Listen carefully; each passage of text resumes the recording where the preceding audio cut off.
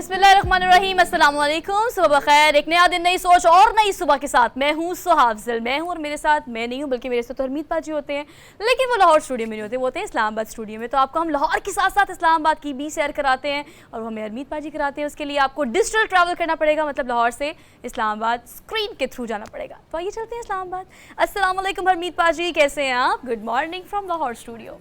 How's your weekend? वालेकुम सलाम, सत श्री अकाल। और वैसे इस्लामाबाद की आप बात करें तो मेरा कल पूरा दिन लाहौर में गुजरा और नाश्ता मेरा उसी पुरानी जगह, और नाश्ता हमने वहाँ पे किया और पूरा दिन वैसे आप कह सकते तो फिर रात तकरीबन 9 बजे मेरी वापसी हुई इस्लामाबाद की ओर। लेकिन इस्लामाबाद का मौसम कदर बेहतर है लाहौर के मौसम से, क्योंकि यहाँ पे मौसम काफ़ी चेंज इससे पहले हो चुका है। लेकिन कल मैंने देखा कि वहाँ पे वही वाकई गर्मी है जो आप गिला करती हैं। शुक्र है कि आपको एहसास हो गया इस बात का और आपने रियलाइज़ कर लिया कि अगर मैं अपने लाहौरियों की रुदाद आपको सुनाती हूँ तो मैं बिल्कुल ठीक कहती हूँ कि जनाब गर्मी अभी गई नहीं है और सर्दी अभी आई नहीं, आ रही है बल्कि। चलिए जी, आप पता नहीं खुफिया विजिट पे थे, आपने हमें बताया ही नहीं कि आप लाहौर आए, वरना हम आपको रोक लेते आज एक ही सेट पर हम खैर शो कर रहे होते। चलिए कोई बात नहीं, शहर इक़्तिदार से इतनी आपको मोहब्बत है, उतनी जो है मोहब्बत बड़े सारे लोगों को भी है। तो हम भी आज बात कर लेते हैं, कुछ सियासतदानों की बात करेंगे, कुछ अच्छी और आम इंपॉर्टेंट स्टोरीज हमारे साथ होंगी, कुछ प्लेयर्स हमारे साथ होंगे और पूरा आज का रन डाउन जिसे हम कहते हैं गुड मॉर्निंग पब्लिक की टॉप स्टोरीज वो आपसे शेयर करेंगे। So let's talk about top stories of good morning public. चूंकि आप एक ज़बरदस्त सा वीकेंड गुजार के आए हैं तो first working day of the week यानी मंडे, और मंडे को आपको इंकरेज बनाने के लिए हम आपको आज अच्छी अच्छी और प्यारी प्यारी खबरें देंगे, कुछ आपको इंकरेज करेंगी और कुछ आपको रियलाइजेशन की तरफ लेके जाएंगी।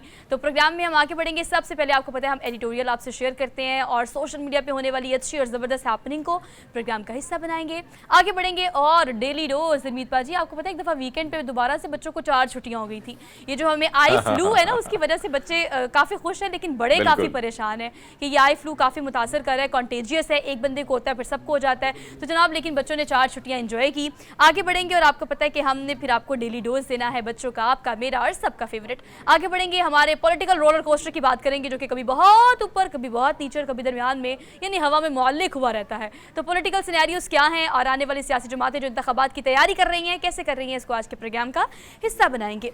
आगे बढ़ेंगे और आपको बताना है कि अक्टूबर यानी आज के बाद का पूरा महीना आपका कैसा गुजरेगा। ये हरमीत पाजी आपका हाथ देखकर बताएंगे, लेकिन नहीं, हमारे साथ सितंबर का महीना खासी सितमगर था और बहुत सारे लोगों, मेरे साथ बहुत सारे लोगों पे बड़ा बुरा गुजरा है। लेकिन अब देखना ही है कि आने वाला जो ये महीना शुरू हो चुका है और आज दूसरा दिन है, तो यकीनन उम्मीद कर सकते हैं कि बेहतरी इसमें होगी सबकी। बहुत सच बोलते हैं आप और आपका ये सच लोगों को बड़ा पसंद आता है और ये पसंद आने की वजह ये है कि सितंबर में आप पसंद भी नहीं आता है। चले जी, चले, आता है, पसंद नहीं आता, लेकिन सच बोलना चाहिए। लेकिन सितंबर कैसा गुजर गया, डैमेज इज डन ब्रो, जो होना था वो हो गया। अब हम बात करेंगे अक्टूबर की, लेकिन आपका अक्टूबर का महीना कैसा गुजरेगा आपको हम आज के गुड मॉर्निंग पब्लिक में बताएंगे। पामिस्ट्री और आपके सितारे सियारे क्या कहते हैं, सारी सूरत हाल को इकट्ठा करके आगे बढ़ेंगे। और आपसे आज एक स्क्वॉश प्लेयर पाकिस्तान का प्राउड महबूब अली जो है वो हमारे साथ मौजूद होंगे। फरहान महबूब इन्हें कहते हैं और इनके नाम के साथ जो जो क्रेडिट्स हैं वो सारे आज के प्रोग्राम में हम डिस्कस करेंगे।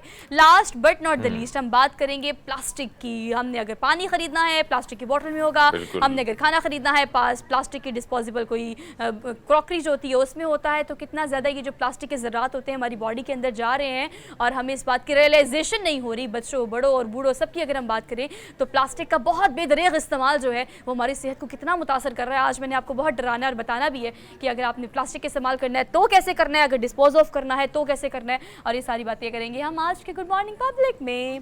सो we are done with our top stories for today. Program में आगे बढ़ते हैं और आगे बढ़कर हम अपने बात करनी है आपके डेज की। सो आज का मंडे डोज जो है वो हम लेकर आए हैं आपके लिए। पहली डेली डोज आपको दे देते हैं, तो आइए बात करते हैं डेली डोज की। तो डेली डोज का पहला डोज जो है, अगेन देखिए हम जिस चीज़ के बारे में बात करते हैं हम प्रोग्राम में उसको साथ ड्राइव भी करते हैं। पहला डोज जो है ना वो इस बारे में है कि किस तरह से दुनिया में क्या क्या हो रहा है। अगर हम प्लास्टिक की बात करें तो पहला डोज ये है कि प्लास्टिक की आइसक्रीम कभी आपने इमेजिन किया है? ओके, नहीं किया होगा। चलिए आज हम आपको इमेजिन करा देते हैं कि खातून खाना है, उन्होंने बड़ी कोशिश के बाद, बड़े साल हरमीत तगदो करने के बाद प्लास्टिक की आइसक्रीम बना ली, क्योंकि उनका कहना है कुछ ऐसे बैक्टीरियाज होते हैं जो कि प्लास्टिक को अगर खा लें तो वो डाइजेस्ट कर लेते हैं, मतलब प्लास्टिक की जो इंटेग्रिटी होती है या इंटेंसिटी होती है उसको उस तरह से कैरी नहीं करते। तो उन बैक्टीरियाज की मदद से उन्होंने ये आइसक्रीम बनाई है और उस आइसक्रीम का भी सिर्फ तजर्बा हुआ है। लेकिन उनका कहना ये है कि कुछ ही दिनों में यानी आने वाले दिनों में हरमीत पाजी आपके और मेरे और सबके लिए ये प्लास्टिक की आइसक्रीम अवेलेबल होगी। खैर अभी अवेलेबल नहीं है, लेकिन लोग बड़े अनोखे तरोखे काम कर रहे हैं। बिल्कुल आपकी बात दुरुस्त है, और इन्हीं अनोखे जितने काम होते हैं उसकी वजह से तो याद भी रहते हैं। लेकिन बड़ी बड़ी बात है कि भाई प्लास्टिक से बनी आइसक्रीम, और इससे पहले बहुत सारे आइसक्रीम जो है मुख्तलिफ फॉर्म में, आपको याद होगा कि हिंदुस्तान से ऐसी खबरें हमारे सामने आई थी। और अब ये वाली आइसक्रीम अब ये देखना है कि भाई क्या ये खाने वाली होगी या सिर्फ वैसे आप सजावट के लिए होगी, अब ये देखना होगा। लेकिन बहरहाल मुनफरद है ये काम, अप्रिशिएट करना चाहिए। अच्छा, अप्रिशिएट करने के साथ साथ आपको पता है जो मैं इनकी 2 साल की बात कर रही हूँ ना, 2-2.5 साल जो उन्होंने इस पे काम किया है, उन्होंने बहुत सारे एक्सपेरिमेंट्स किए हैं और बहुत सारे एक्सपेरिमेंट्स करके इस बात को उन्होंने रियलाइज़ किया है कि अब ये आइसक्रीम जो है वो खाने के काबिल है। अब कैसे खाने के काबिल है वो मार्केट में आएंगी, बाकायदा उसको लॉन्च करेंगे, तो ही फिर आपको हम दोबारा खबर देंगे कि प्लास्टिक की जो आइसक्रीम है वो खानी चाहिए या नहीं, और अगर खानी है तो फिर आपको कहाँ से अवेलेबल होंगी। हमने और भी डेली डोज प्रोग्राम में शामिल करनी है, लेकिन हमने अभी क्विक सी ब्रेक लेनी है। वापस आते हैं एक ब्रेक के बाद, आपने हमारे साथ रहना है। Welcome back after the break. So we are all here for something like interesting, जिसको हम कहते हैं डेली डोज। तो दोबारा से डेली डोज का यहीं से आगाज़ कर लेते हैं जहाँ से हमने इसको ब्रेक डाउन किया था। अब हमने आपको लेके जाना है बेसिकली स्टेडियम में। कौन से स्टेडियम में अरमीत पाजी? फुटबॉल के स्टेडियम में, जहाँ पे शायकीन फुटबॉल बड़ी तादाद में मौजूद है और फुटबॉलर्स फुटबॉल खेल रहे हैं। लेकिन जनाब जानवरों को भी बड़ा शौक होता है, बाजू का जो पेट्स होते हैं ना, वो अपने अगर मालिक को खेलता हुआ देख ले तो दे वो really want to play something, जो कि उनके जो भी मालिकान होते हैं वो खेल रहे होते हैं। जनाब ये हमने आपको खबर देनी है फुटबॉलर कुत्ते की, जिसने फुटबॉल वापस लेने की कोशिश को नाकाम बना दिया। मतलब यहाँ पे एक मैच हो रहा है, अब रेफरी क्या, फुटबॉलर क्या, स्टाफ क्या, अमला क्या, सारे इस कुत्ते के पीछे भाग रहे हैं। और वो कैसे मुंह में अपना फुटबॉल दबा के भाग रहे हैं सबके आगे आगे, पूरा स्टाफ पूरी कौम पीछे और वो आगे आगे। क्यों? अच्छा जी, अच्छा मजे की बात क्या है कि मैच के दौरान ही ये वाकया हो गया। मैच के दौरान ये कुत्ता पता नहीं फ्रॉम नोवेयर अंदर घुस आया, और अंदर ना सिर्फ घुसा बल्कि उसने कहा मैं ना खेलूंगा ना खेलने दूंगा। ये वाली पॉलिसी दिखाते हुए वो आगे आगे, पूरा स्टाफ पीछे पीछे, और फुटबॉल नहीं दिया अरमीत पाजी इसने किसी ने। पता नहीं वो कितना ही शौक था से फुटबॉल खेलने का। अच्छा, वैसे इस किस्म के बहुत सारे इवेंट्स, आपको याद होगा कि एक मैच था जिसमें सचिन तेंदुलकर पिच पे खड़े थे और अचानक जो कुत्ता है वो ग्राउंड में आता है और फिर सबकी दौड़े लग जाती है, और कोशिश होती है कि अंपायर के पीछे बहुत सारे खिलाड़ी छुपते हैं, और फिर अंपायर जो है वो खुद भी हैरान परेशान है कि मैं कैसे बचाऊं सबको। लेकिन बहरहाल आप इसको अंदाजा लगा लें कि उसकी फुर्ती को देखें, और पूरे फुटबॉलर को उसने हैरान किया है रेफरी के साथ साथ, और बॉल है कि ना देने का उसने इरादा ठान लिया कि भाई आप खेलेंगे तो मैंने भी खेलना ही है ना। ये अच्छा एक के बाद एक ऐसी खबरें भी आ रही हैं। आपको याद है एक दफ़ा सांप भी इस तरह से किसी स्टेडियम में घुस गया था और आपको पता है कि उस वक्त लोग डर गए थे। आई थिंक श्रीलंका का मैदान था, श्रीलंका का मैदान था, बिल्कुल ठीक है। और देखिए हमने भी वो खबर दी भी थी और लोगों ने सोशल मीडिया पे काफ़ी उसको रीशेयर किया था। लेकिन चलिए वो तो सांप था, अब शायकीन डर गए थे और खौफजदा हो गए थे। यहाँ पे आपको पता है शायकीन जो है वो सीटियाँ बजाते रहे, वो एंटरटेन होते रहे कि देखो भाई हम जहाँ पे बहुत ज़्यादा फ़ैन है और फुटबॉल के, वहाँ पे जानवर भी बहुत बड़े फ़ैन है। अब मुझे ऐसा पता है क्या लगता है, मुझे ऐसा लगता है किसी का पेट है और वो साथ लेकर आए हुए थे, और आपको पता है पेट फिर आउट ऑफ कंट्रोल हो जाए तो फिर उन्हें कोई कंट्रोल नहीं कर सकता। लेकिन चले ये लोगों ने इससे बड़े तबसरे किए हैं, और सोशल मीडिया की कोई खबर आप उठा लो तो आपको पता है कि फिर उस पर एक के बाद एक कमेंट सेक्शन में जो लोग अपने अपने मुख्तलिफ तबसरे देते हैं, उनका कहना ये कि कोई बात नहीं, इसका भी खेलने का जायज़ हक है, इसको ये हक दिया जाए। मुझे लगता है आने वाले दिनों में ना अरमीत पाजी हमने कैसे खबरें देनी है कि कुत्तों का फुटबॉल मैच, इस तरह की खबरें हमने देना शुरू कर देनी है। नहीं होंगी बिल्कुल बहुत सारी चीजें आने वाली। और आपने देखा कि बंदरों के हवाले से काफी ट्रेनिंग सेंटर बने हुए हैं अमेरिका में, उसमें बाकायदा ट्रेनिंग दी जा रही है। तो मेरे ख्याल में आने वाले दौर जो है बिल्ली और कुत्तों का मैच होगा, फिर हम लाइव वो भी देखेंगे। सो बहरहाल ये खूबसूरत सी वीडियो थी और मजे का क्लिप था कि भाई सिर्फ आप थोड़ी इंजॉय कर सकते हैं, ये हमारा भी हक है भाई थोड़ा बहुत खेलने का। जिसका दिल है उसका हक है, और जिसका जो दिल करता है वो करता है। आगे बढ़ते हैं, अगली खबर हमने आपको देनी है। अगली खबर भी क्या ही लग्जीरियस खबर है। मतलब अगर हम ये बात करें तो हर किसी की ख्वाहिश होती है। अरमीत पाजी अगर मैं आपसे पूछूं कि आपकी क्या ख्वाहिश है, चलिए आप मुझे बताएं कि आपने कौन सी गाड़ी लेने का आपका दिल करता है। लग्जीरियस गाड़ियों में से ना 4-5 हैशटैग ब्रांड है हमारे पास, ऑडी होगी, मर्सिडीज़ हो गई, BMW। क्या दिल करता है आपका, कौन सी गाड़ी होनी चाहिए आपके पास? बताएं। वैसे तो मुझे मेरी ख्वाहिशें बड़ी कम मैंने रखी हैं, लेकिन बहरहाल आपने दुरुस्त फरमाया कि बहुत से लोगों की ख्वाहिश हो सकती है कि ख्वाहिशात अगर ज़्यादा रखोगे तो फिर बड़े मसाइल भी पैदा होते हैं। लेकिन बहरहाल आपकी बात दुरुस्त है कि बहुत सारे लोग ब्रांड के चक्कर में मुख्तलिफ गाड़ियाँ, मुख्तलिफ नई सीरीज़ की जो गाड़ियाँ होती हैं उनके चक्कर में होते हैं। लेकिन ये वाकई में ये वीडियो देख के मैं भी खुद हैरान हुआ कि भाई केरला का ये शख्स क्या कर रहा है, आप ही बता दें। मैं बताती हूँ आपको, आपने आपने शहर का नाम भी बता दिया। आप पता है जी, भारत से ये खबर है जो हम आपको देने लगे हैं। लोगों की ख्वाहिश होती है ऐसी लग्जूरियस गाड़ियाँ रखना कि हम उसमें ट्रैवल करेंगे, घूमेंगे फिरेंगे, दोस्तों को लेके जाएंगे, पार्टी शार्टी करेंगे, एंजॉय करेंगे। लेकिन यहाँ पे जनाब ये ऑडी में घूम रहे हैं अरमीत पाजी, और ऑडी में घूम के क्या बेच रहे हैं? सब्जियाँ बेच रहे हैं। मतलब अब ये जो ऑडी की गाड़ी की डिक्की से उन्होंने निकाली है, मेरे ख्याल से प्याज है बहुत सारे, और ये जनाब अच्छा ज़मीन पे चादर बिछा के वहाँ पे सामान रख के अपना सब्जियाँ सारी वो बेच रहे हैं। लेकिन जब उन्होंने सब्जियाँ निकाली तो इर्द गिर्द के लोग हैरान हो गए कि ये ऑडी में से सब्जियाँ निकालने का क्या जवाब बनता है। लेकिन देख ले, मुझे लगता है बात आपकी देखो सुहा, अगर आप कभी आपका चक्कर लगे ये चमन के बॉर्डर पर या इस तरफ हमारी तरफ, तो वहां पे आपको ऐसी सी गाड़ियां जो यहाँ पे बड़ी महंगी मिलती हैं और बड़े बड़े घरानों में उनके पास होती हैं, लेकिन वहां पे उनको टैक्सी के तौर पर इस्तेमाल की जाती है। और बहुत सारी चीजें तो मैंने देखी कि वहां पे बाकायदा सब्जियां जो हैं उसमें लेके जाए जाती हैं, और मुख्तलिफ इलाकों में, खासकर हमारे इलाके जो पहाड़ी इलाके हैं वहां पर मैंने देखा है, बल्कि इसी तरह की गाड़ियों का इस्तेमाल बहुत ज्यादा है। हाँ, उसकी वजह ये है कि वहां पे टैक्स नहीं है और इसकी वजह से आपको वो गाड़ियां बड़ी सस्ती मिलती है। लेकिन यहाँ पे आप देखिए कि ओडी गाड़ी है और इस शख्स को देखिए बड़ा पढ़ा लिखा बंदा, और फिर उसको कई अवार्ड्स से भी नवाजा गया है। लेकिन केरला की अगर बात की जाए, ये वहाँ के किसान काफी रिच हैं, वहाँ के खासकर पंजाब और फिर केरला का जो इलाका है, यहाँ हिंदुस्तान को सबसे ज्यादा अगर एग्रीकल्चर से कोई फायदा मिलता है तो इन इलाकों से मिलता है। लेकिन अरमीत, मुझे लगता है ये वीडियो ना मैंने थोड़ी सी मिस जज कर ली है। उसको अपनी गाड़ी से बड़ी मोहब्बत है, उसने अपनी सब्जियां गाड़ी में नहीं रखी, सब्जियां वो अपनी दूसरी गाड़ी में लेकर आया, लेकिन खुद पहले गाड़ी से निकला और क्या अपना गेटअप निकाला। देखिए पूरा यूनिफॉर्म टाइप उसने चेंज किया और बताया देखिए जी अब मैं इस अवतार में आने लगा हूँ कि अब मैं सब्जियां बेचूंगा। और उसके लिए बाकायदा उसने पूरी एक छोटी सी दुकान लगाई, एक स्टॉल लगाया, सब्जियां खुद उठाई, वहाँ रखी, सजाई और बेचना शुरू कर दी। तो ये मेरे ख्याल से इस वीडियो से बड़े सारे पैगाम जाते हैं, और एक पैगाम ये भी होता है कि आपका जो अपना काम होता है जिसकी वजह से आप होते हैं, उस काम पे आपको हमेशा प्राउड करना चाहिए और उस काम को आपको वैसे ही करना चाहिए। तो वो ऑडी पे आए, मर्सिडीज़ पे आए या BMW पे आए, उसने बेचनी सब्जी है, क्योंकि ये सब्जियां बेच बेच के मेरे ख्याल से इतनी मेहनत करके सारा कुछ बना होगा। आगे बढ़ते हैं, अगली खबर आपको देते हैं।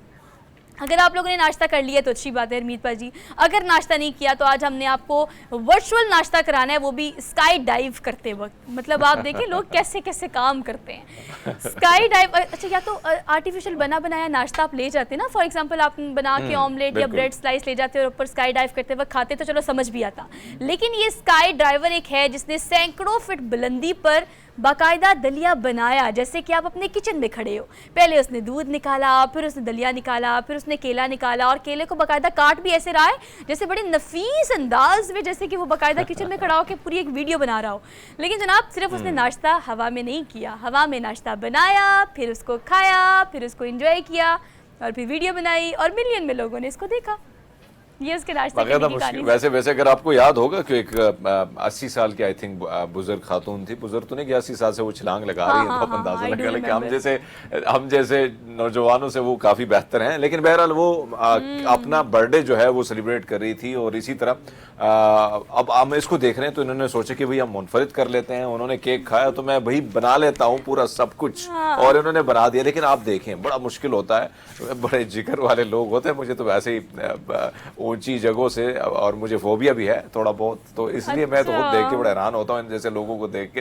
लेकिन आपने देखा कि उन्हें बड़े मजे से तैयार कर रहा है, बड़े जबरदस्त तरीके से, नफीस अंदाज से, जैसे ये किचन में खड़ा और साफ सुथरा काम करके इसने इधर ही सब कुछ पका के चाट खाना है, सब कुछ तो करके दिखाया उन्होंने। लेकिन वीडियो भी बड़े मजे की और दिखाने वाली कि भाई हाँ, बहुत सारी चीजें जो कभी माजी में हम सिर्फ उड़ान भरा करते थे, छलांगे लगाते थे, अब उसके साथ साथ किचन वगैरह का जो काम है, खाने पे काम है, वो भी हो रहा है।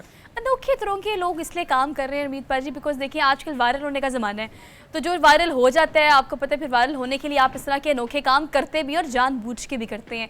लेकिन आपको पता है मेरा फोकस उसके नाश्ते पे या उसकी प्लेट पे नहीं है, मेरा फोकस तो उस ऊंचाई पे, जिस ऊंचाई पे वो स्काई डाइव कर रहा है। मतलब उस ऊंचाई पे आप कैसे खाना खा सकते हो? आपको तो डर ही इतना लग रहा होगा कि कहीं मैं छूट ही ना जाऊँ। छूट गया तो सीधा नीचे गिरूंगा, लेकिन जाऊंगा ऊपर। गिरूंगा नीचे लेकिन सीधा आसमान पे। लेकिन चले, लोगों ने बड़ा पसंद किया इस वीडियो को। आगे बढ़ते हैं, अगली खबर पर चलते हैं। अगली खबर हमने जो आपको देनी है वो यूनान से देनी है। और क्या ही ये, अब इस खबर के बारे में मैं क्या ही कहूँ। इंसान ये गलती करे तो चले समझ भी आता है, लेकिन जानवर अगर ऐसी गलती करेंगे तो क्या ही समझ आएगा। मैं बताती हूँ आपको, यूनान से मैंने आपको खबर देनी है। सैकड़ों भेड़े गलती से हरमीत पाजी 100 किलो भंग खा लिया उन्होंने। अब सोचे कि और 100 फिर? किलो भंग खाने के बाद अब मैं आपको बताती हूँ बॉलीवुड या हॉलीवुड की कोई मूवी निकाले जिसमें आपको नॉर्मली ऐसे सीन देखने के लिए मिलते हैं कि अगर आप ड्रंक हो जाए तो आप किस तरह की हरकतें करते हैं, लेकिन चलिए वो तो इंसान होते हैं। अब जनाब ये जानवर है, क्योंकि वहाँ पे यूनान में इस वक्त सैलाब की सूरत हाल है और सैलाब से बचने के लिए तमाम भेड़ों को एक जगह डाइवर्ट किया जा रहा है, बहुत सारे दीगर ममालिक से मिला के ना। वहाँ पर एक फार्म था, गलती से ये भेड़े उस फार्म में घुस गई। अब वो फार्म किसका था? भंग का फार्म था। वहां पर 100 किलो भंग इन भेड़ों ने खा ली और उसके बाद पता है इसको चौराहे को पता कैसे चला? वो छलांगे लगा रही थी ना भेड़े, ड्रंक फील कर रही थी और शो कर रही थी। उनको देख के लगा कि इन्होंने ऐसी हरकतें तो पहले कभी नहीं की, ये ऐसी हरकतें क्यों कर रहे हैं? फिर पता लगा जनाब ये दे आर ड्रंक। सो ये भेड़े और भी इन्होंने खा लिया भंग। हाँ। लेकिन बात आपकी ठीक है, बात आपकी दुरुस्त है कि भाई भंग पीने से जो इंसान की कैफियत होती है वो आप अंदाजा लगा सकती हैं। लेकिन बहरहाल अगर आप देखें कि जानवर भी इस किस्म की हरकतें करके खा जाए फिर उसकी हरकतें मुनफरिद होती हैं, वो ज़्यादा छिलांगे, ज़्यादा उछल कूद जो है वो सामने वो सारी चीज़ें आती हैं। लेकिन आप देखें कि बहुत सारे ऐसी वीडियोज़ माजी में भी आई हैं, खासकर अफगानिस्तान से। आपको याद है कि अफ्यून की खेत वहाँ पर बहुत ज़्यादा होती है और उसी हवाले से भी बहुत सारे जानवर की जो चीज़ें आती थी उसमें ये होता था कि जानवर फिर सो जाते थे अफ्यून खा के लेट रिलैक्स होके। लेकिन ये वाला थोड़ा डिफरेंट है क्योंकि भंग पिए तो फिर आप उसी ढंग में फिर जीते हैं। अच्छा चलिए, ये भंग मेरे ख्याल से चूँकि ये पौधा इस तरह का है कि इसको ऑब्वियसली फार्म भी किया जाता है और इसकी बहुत ज़्यादा निगहदाश्त भी की जाती है और फिर उसको बहुत सारी अद्वियात में भी इस्तेमाल किया जाता है। और अगर मैं यूनान की आपको बात बताऊं तो वहाँ पर इसको लीगल इसलिए किया गया है कि बहुत सारी मेडिकेशन में और बहुत सारे फार्मूलाज में जो है वो इसको यूज़ किया जा रहा है। तो जनाब उन्होंने वहाँ तो लीगल कर लिया, इसलिए उसकी प्रोडक्शन इस तरह से हो रही है। लेकिन ये भेड़ें भाई आ जाती हैं, हो जाती हैं कभी कभी। अब उनके नसीब में था कि ये इस वक्त दुनिया के गम भुला कर थोड़ी देर के लिए सिर्फ भंग के नशे में वो इंजॉय करें, इस दुनिया को किसी और एंगल और पर्सपेक्टिव से देखें। तो जनाब ये उनके साथ हो गया और फिर पता नहीं अब ये कब उतरा होगा इनका नशा। आगे बढ़ते हैं, अगली खबर आपको देनी है। अगली खबर हमने आपको देनी है इंडिया से।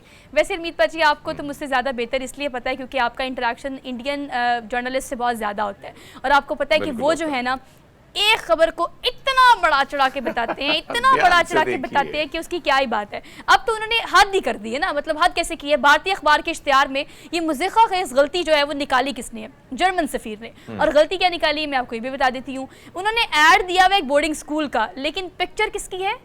आपको जर्मन के सदारती महल की तस्वीर देके उन्होंने कहा जनाब ये है हमारा बोर्डिंग स्कूल और ये इसकी बिल्डिंग है बड़ी खूबसूरत सी प्यारी सी, आए अपने बच्चों को एडमिशन दिलाएं और यहाँ पे रखें। और जर्मन सफ़ीर ने भी क्या किया जनाब, फिर उन्होंने देखा और गलती निकाली और फिर इसको कर दिया सोशल मीडिया पे पोस्ट और कहा कि ऐसे आप बिला वजह ये तस्वीर इस्तेमाल करके लोगों को गुमराह नहीं कर सकते।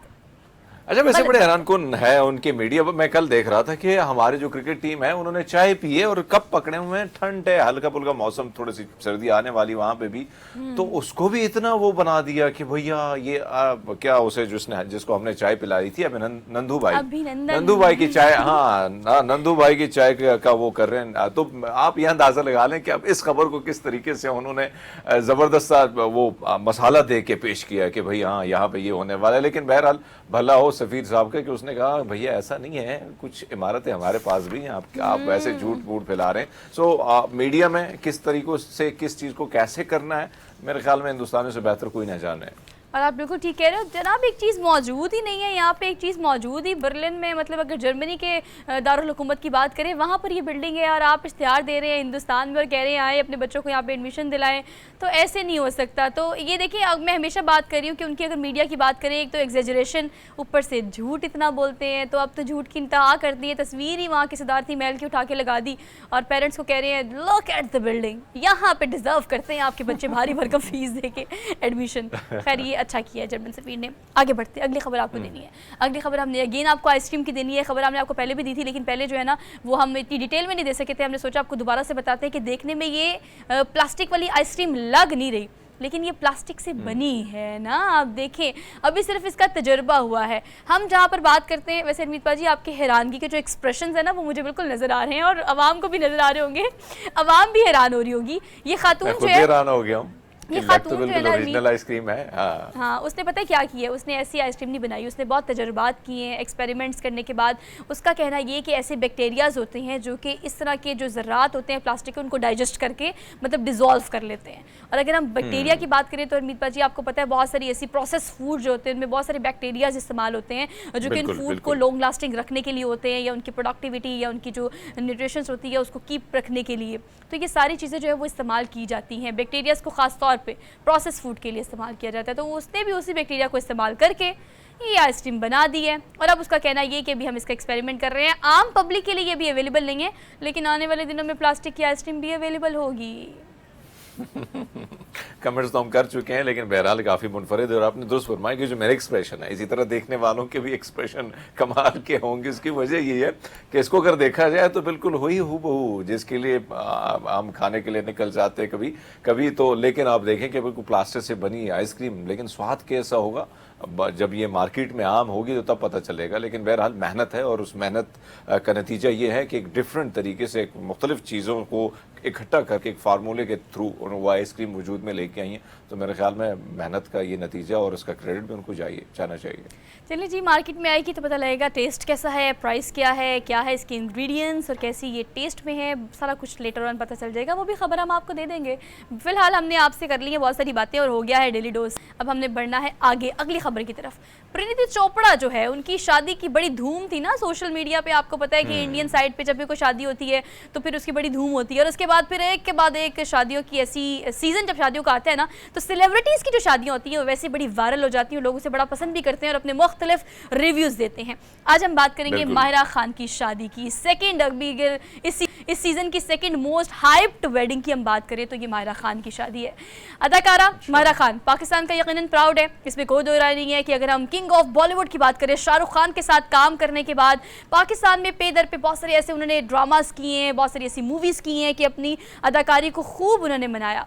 और उसके बाद अब जो है वो अपने रिश्ते इज़्दिवाज में बन चुकी हैं। फैसल करीम एक बिजनेसमैन है, उनके काफ़ी पुराने दोस्त हैं जिनके साथ अब वो शादी के बंधन में बंध गई हैं। हरमीत पाजी, मैं इससे पहले कि आप उस पर कमेंट करें, बहुत सारी ऐसी चीज़ें होती हैं जो कि मेरे ख्याल से हमें स्क्रीन के थ्रू कह देनी चाहिए।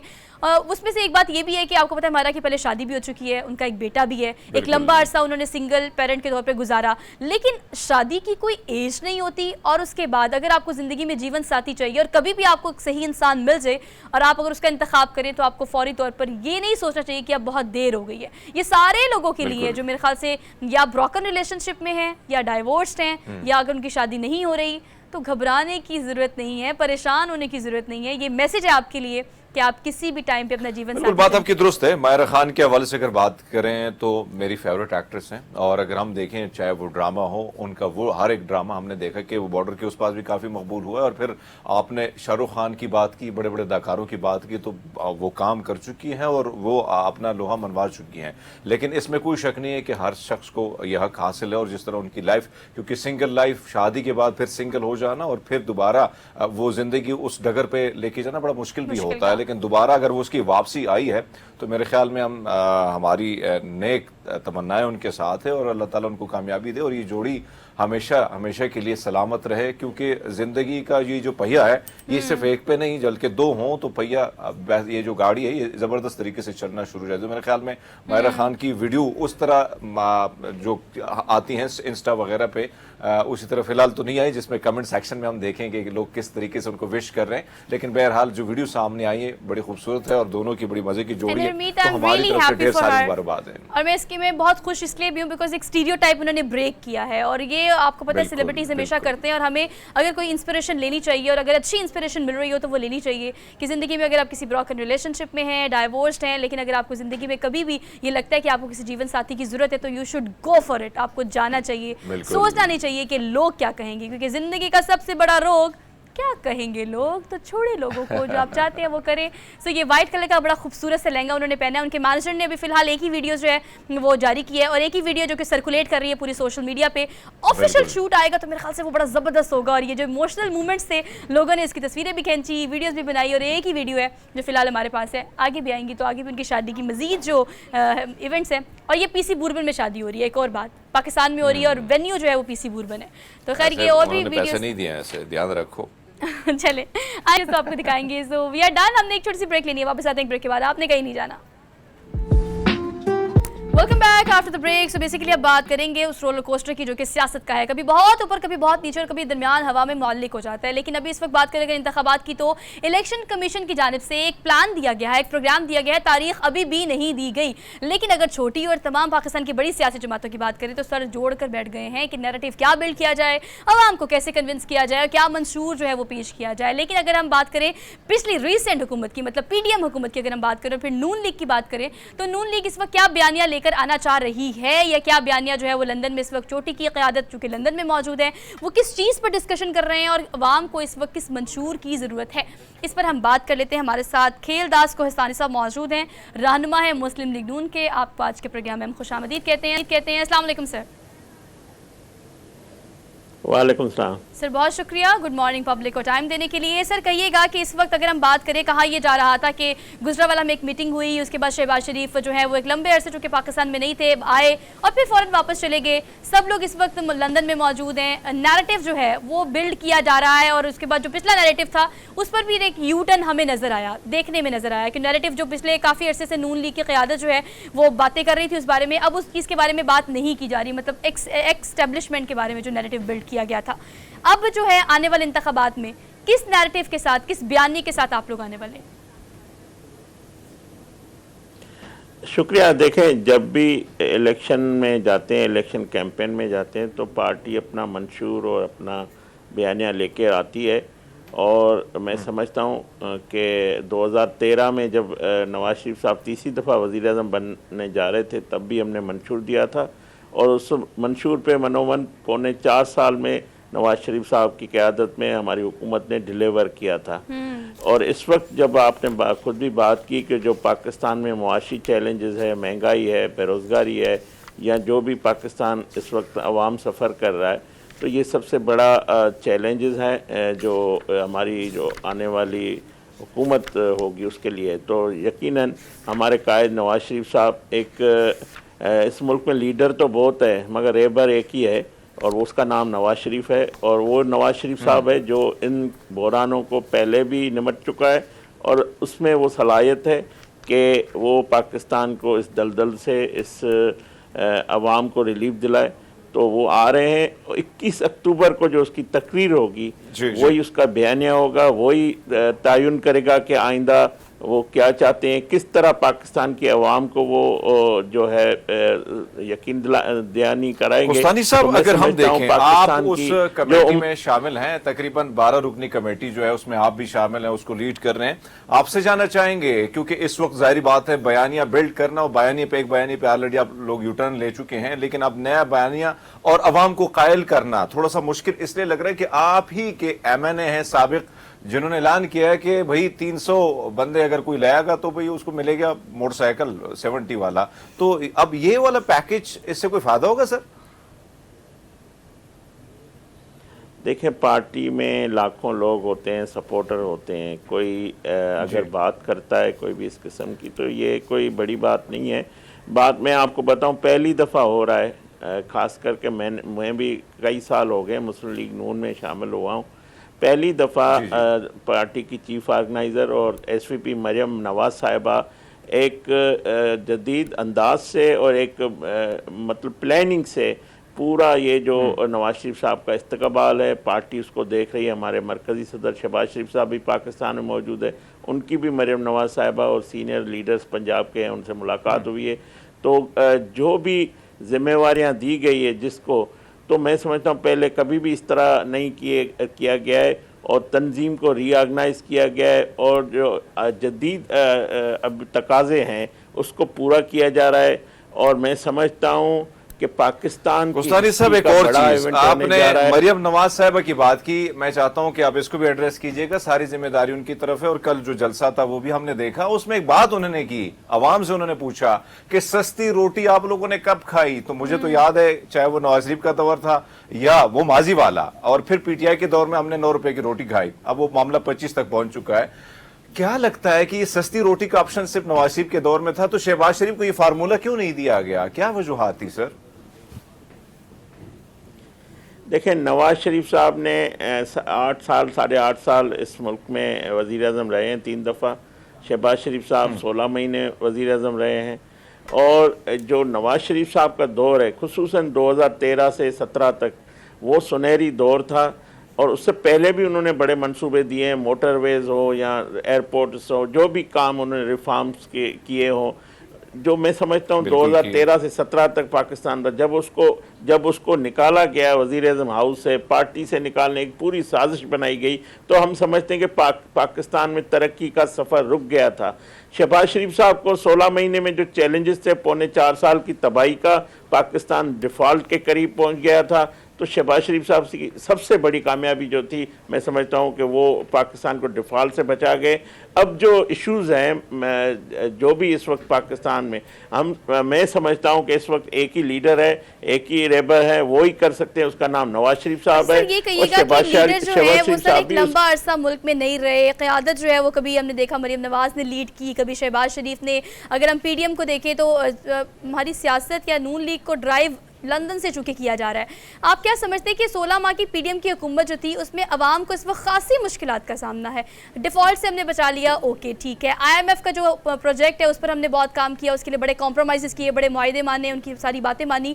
इस वक्त जो पाकिस्तान की सूरत हाल है वो ख़राब से ख़राब तर होती चली जा रही है। आपको क्या लगता है कि अब जो बयानिया, जो मेरा सवाल था दरअसल आपसे, वो कि किस बयानिए के साथ अब दोबारा से नून लीग आएगी कि अवाम को कन्विंस कर सके? अवाम के पास अब कोई ऑप्शन ही नहीं है। नून लीग, पीपल्स पार्टी हर एक जगह वो आजमा चुके हैं और उनको मायूसी का ही सामना करना पड़ा है। देखिए, नवाज शरीफ साहब को 3 दफ़ा वज़ीर आज़म बना, तीनों दफ़ा निकाला गया, 3 दफ़ा उसको इलेक्शन से रोका गया। 2002 में, 2008 में, 2018 में उसको माइनस करने की कोशिश की गई, मगर नवाज शरीफ हर बार प्लस होकर आए हैं, अवाम की ताकत से आए हैं। अच्छा। और अब जब इस वक्त जिन चैलेंजेस का, जिन मुश्किलात का पाकिस्तान शिकार है, तो पाकिस्तान की अवाम भी सब उसको तरफ देख रहे हैं। तो मैं समझता हूँ ये कोई उनके लिए नया चैलेंज नहीं है, पहले भी वो निपटे हैं, अभी भी वो इस मुल्क को बुहरान से निकालेंगे। एक और चीज, आप ही के इत्तेहादी जो थे मौलाना साहब, आप ही के बेंचों पे बैठे थे और आप ही के साथ थे और आपका साथ दिया, पूरी पीपल्स पार्टी भी शामिल थी। जब हुक्म आया अदालत की जानिब से कि इलेक्शन होने चाहिए, तब कहा गया कि बहुत ज्यादा गर्मी है, लोग क्या करेंगे। अब मौलाना साहब ने कहा कि जनवरी में तो बहुत ठंड है, तो ये क्या होगा सर? क्या तरीकाकार है, क्या है? अभी मौसम के लिए इंतजार होगा सर? देखें सरदार जी, इलेक्शन कराना इलेक्शन कमीशन का काम है। मुस्लिम लीग नून अब जो 21 अक्टूबर की तैयारी कर रही है, समझो इलेक्शन कैंपेन का आगाज़ कर दिया है। इस वक्त पाकिस्तान में अगर अवाम के दरमियान है, मरियम नवाज साहिबा का आपने प्रोग्राम देखा, कराची में हम कर रहे, पूरे पाकिस्तान में, कराची से लेकर KPK, पंजाब, सिंध, GB, कश्मीर, हम पूरा कैंपेन कर रहे हैं। नवाज शरीफ साहब के आमद की, इस्तकबाल की तैयारियां हो रही है, हम अवाम में जा चुके हैं। बहुत शुक्रिया, आपकी बात बिल्कुल ठीक है कि इंतखाबात की तैयारियां जो है वो तमाम सियासी जमातों ने शुरू कर दी और बर वक्त इंतखाबात होना किसी भी जमहूरी मुल्क के लिए एग्जामिन होता है और ये होने बहुत ज़्यादा ज़रूरी है। एक ब्रेक लेनी है, वापस आते हैं एक ब्रेक के बाद, हमारे साथ रहिएगा।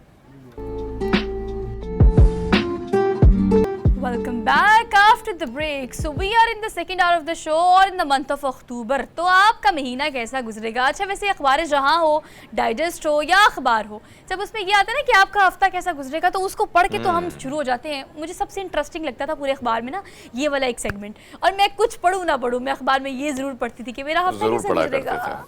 और आप भी हरमीत पाजी, मतलब हर बंदे को बड़ी क्यूरियोसिटी होती है जानने के बारे में कि अगर पिछला हफ्ता, पिछला महीना बुरा गुजरा है तो अल्लाह ताला इस महीने में कुछ कर दे, छप्पर फाड़ के कुछ दे दे हमें, या कोई जॉब लग दे, या कोई हम बाहर चले जाए, या अगर रिश्ता इज़्दिवाज में बचना है तो वो बन जाए। बड़ी ख्वाहिश होती है, ज़ार ख्वाहिश है ऐसी, हर ख्वाहिश पे दम निकले। लेकिन जनाब अब आप क्या करेंगे, हम आपको लाइन वाइज बताएंगे। इस सेगमेंट में जो हमारे साथ गेस्ट मौजूद है उनका तारुफ मैं आपसे करा देती हूँ। हम आपको बताने लगे हैं कि आपका अक्टूबर का पूरा महीना कैसा गुजरेगा। मैंने कहा आपको क्या ही बताएं कि हफ्ता कैसा गुजरेगा। महीने में आपने किस चीज़ को लेकर कॉन्शियस होना है, क्या काम कसरत से करना है और क्या काम है जो करना ही नहीं है, ये सारी बातें हम आपको बताएंगे। बल्कि मैं नहीं, आपको महविश बलोच साहिबा बताएंगी जो कि पामिस्ट हैं और आज के हमारे सेट पे मौजूद हैं। आपको आज के प्रोग्राम में वेलकम कहते हैं। अस्सलाम वालेकुम। वालेकुम सलाम। कैसी हैं आप? मैं बिल्कुल ठीक ठाक, आप सुनाइए सोहा, कैसी हैं आप? अल्लाह का शुक्र, अल्लाह का एहसान। Thank you so much for being here. और अच्छा लगा हमेशा से आपको देख के, क्योंकि लोग भी बड़ा इंतज़ार करते हैं आपका भी। और आप जहाँ जाते होंगे ऑब्वियसली कुछ उन लोगों में से कि हर बंदा या तो हाथ निकाल के बैठ जाता होगा या सितारे के भी हमें बता दे हमारा हाल क्या है और चाल क्या है।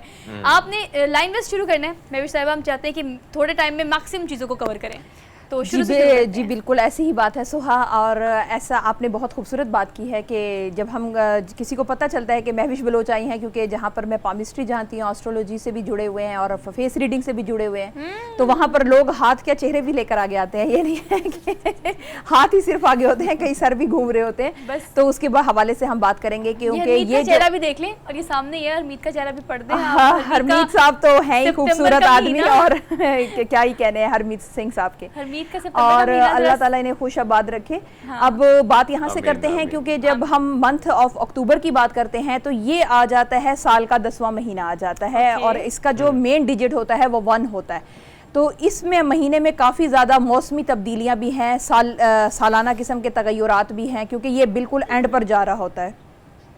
ठीक हो गया। तो अच्छा, इसका डिजिट 1 हासिल हो रहा होता है हमें। ओके। तो इस 1 की अहमियत जो है वो सन के करीब बहुत ज़्यादा हो जाती है, शम्स के करीब। यानी कि जब आप लियो स्टार के करीब जाएं तो वहाँ पर ये बहुत अहमियत का हामिल हो जाता है, क्योंकि यहाँ पर आकर बहुत सारी चीज़ें चेंज हो रही होती हैं। ओके। 15 अक्टूबर में जिस तरह के आपको पता है कि मौसमी तगय्युरात बहुत ज़्यादा हैं, क्योंकि एकदम से जो है गर्मी जाएगी और सर्दी आएगी, और नवंबर में उसकी जो है तबीयत में बहुत ज़्यादा फिर चेंज आना शुरू हो जाएगा, क्योंकि अब ग्लोबल चेंजिंग भी है। तो एरीज़ के हवाले से मैं ये बताऊंगी कि ये स्टार का मतलब ज़ोडिक साइन का पहला साइन है। तो एरीज़ वालों के लिए ये है कि ये एक दरमियाना और एवरेज किस्म का जो है अभी ये मंथ रहेगा। अच्छा, उसमें मतलब अच्छा। वो अपनी सेहत के ऊपर बहुत ज़्यादा तवज्जो फोकस करें, ओके। ना कि किसी और चीज़ की तरफ ज़्यादा तवज्जो करें। फिर दूसरा स्टार जो है वो हमारा आ जाता है उसके बाद टॉरस आ जाता है। टॉरस के लिए हवाले से है अच्छा। कि वो उनका स्टार साइन जो है आपको पता है कि वो सोर है, यानी कि एक बुल बना हुआ है। तो वो जहाँ जज्बातियत का शिकार होते हैं तो उन्हें गुस्से से काम नहीं लेना। काम होते ही रहते हैं, जिंदगियों में ऊंच नीच होती रहती है। तो उनके लिए कारोबारी हवाले से जो है ये महीना जो है बहुत अच्छा रहने वाला है। ओके। उसके बाद हम आ जाते हैं इक्वेरियस पर। इक्वेरियस साइन जो है वो एक लालची तबीयत का साइन है, क्योंकि उसमें आपने देखा होगा उसका डोल हमेशा खाली रहता है, वो हमेशा उसको भरने की कोशिश और काविश में लगा रहता है। तो अभी भी स्टिल वो इसी कोशिश में ही लगा रहेगा अक्टूबर के मंथ में भी, कि मुझे कुछ हासिल हो जाए, कि मेरे जो मंसूबे हैं या कोई भी उनके तरक्याती काम है वो हो जाए। और उसके बाद हम बढ़ते हैं पाइसिस की तरफ। पाइसिस जो है वो दिलों पे हुकूमत करने वाला साइन है, उनके लिए ये मंथ बहुत अच्छा मतलब है। मेरा। उनको पैसा जो है मिलेगा, पैसा मिलेगा भाई, पैसा बहुत मिलेगा। आएगा। और सेहत और तंदुरुस्ती की तरफ से जिसके पास पैसा है तो फिर उसका कर्म भी आपको पता है कि पे से ही चलता है, बस प्यार ऐसे भी ही। मिलेगा और सब कुछ काम होगा। और उसके बाद जब पैसा आप मिलेगा तो सब कुछ मिल जाएगा। हाँ? जी सर, पैसा बढ़ा के प्यार पैसा। और उसके बाद हम आगे ऐसे आराम आराम से चलते चलते जाते हैं। तो मतलब इस टाइम ज़ोडिक साइन पे फिर मैं अक्टूबर के हवाले से एक बात कर दूं कि 3 साइन ऐसे हैं कि जिनको हर काम में जो कामयाबी मिलने वाली है, जो बाहर भी जा सकते हैं या मुलाजमती अमूर के हवाले से है, वो सेजिटेरियस हैं, ओके। कैंसरियन हैं, ओके। और इसके बाद कैप्रिकॉर्न है और स्कॉर्पियंस है। मैंने कहा आप क्योंकि- लियोस कहेंगे, आपने लियोस नहीं कहा नहीं, ही लियोस जो है इस टाइम वो जिद्दोजहद कर रहा है, क्योंकि वो बहुत जो है अपने जहद मुसलसल पे बहुत यकीन करता है, क्योंकि 1 और 1 जाके 11 is 2 हो जाता है। अच्छा जी। तो फिर यहाँ पर थोड़ा सा उनका काम गड़मड़ हो जाएगा। वो मेहनत की तरफ फोकस रहे, काम उनके भी होंगे लेकिन आने वाले साल में होंगे इंशाअल्लाह ताला। बाकी अब आपको हम जैसे जैसे बताया जाए।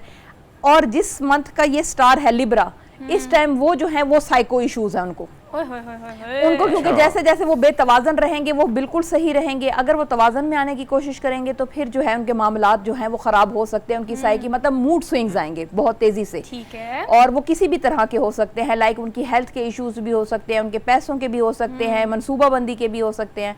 कई काम उनके साथ हाइल हो जाएंगे। ओके जी। और इसके बाद जब हम लास्ट में हम जाएंगे तो वो आखिरी सितारा जो हमारा है वो साइन जो है वो आपको पता है कि फिर स्कॉर्पियंस ही हैं, सेजिटेरियस ही हैं और कैप्रिकॉर्न है।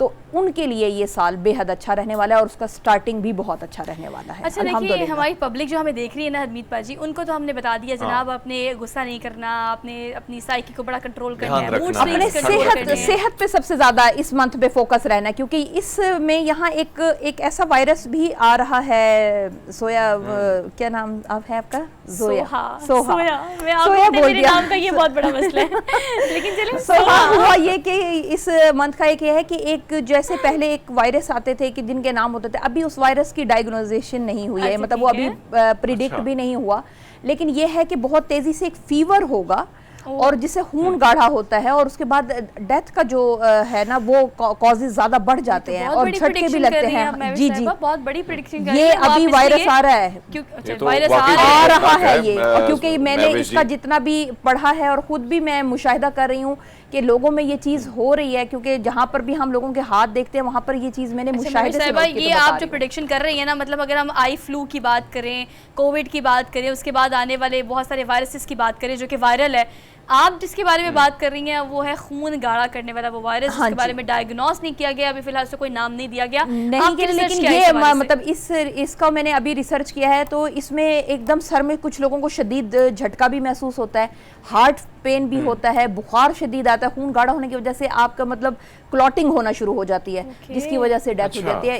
ये अभी मतलब मेरे ख्याल में बंगाल वाली साइड पर भी कहीं कहीं निकल आया, अफ्रीका में और सिंगापुर में भी इसकी बहुत ज़्यादा तादाद बढ़ती जा रही है और उसका अगला रुख फिर आपको पता है कि हमारे जो तरक्की पजीर ममालिक हैं उनकी तरफ रुख ज़्यादा तेजी से हो जाता है। जी हरमीत, आप अल्लाह बेहतर करे। जो आपसे जाना चाह रहे हैं, जारी बात है हमारी हम पूरी अवाम की नजरें पाकिस्तान के सिस्टम पर है, जिस किस्म के हालात हैं आपके सामने हैं, क्या लगता है कि कोई आने वाले दिनों में कुछ चीज़ें बदल सकती हैं? मियाँ साहब भी आ रहे हैं तो कोई खुशहाली साथ में लेके आ रहे हैं?